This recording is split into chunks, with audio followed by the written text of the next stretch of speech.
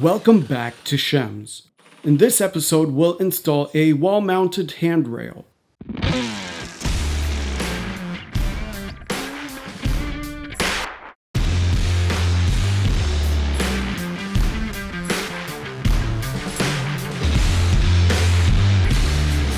For this stair rail, we have decided that putting it on the right side of the wall would be best.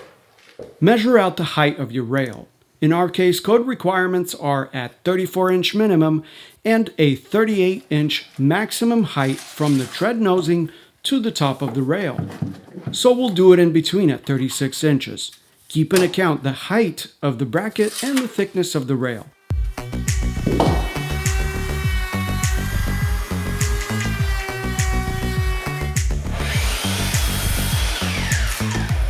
Cut your rail to length and add a return on both sides.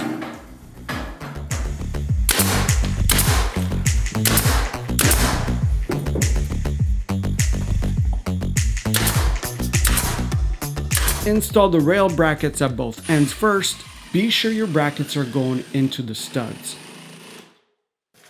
The space between the rail and the wall where your hand would go should be no less than 1.5 inches.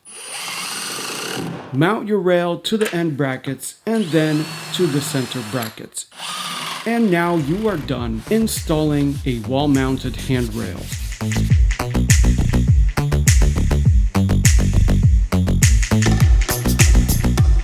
Thank you for watching SHEMSS. To build your very own custom home, visit shemss.com.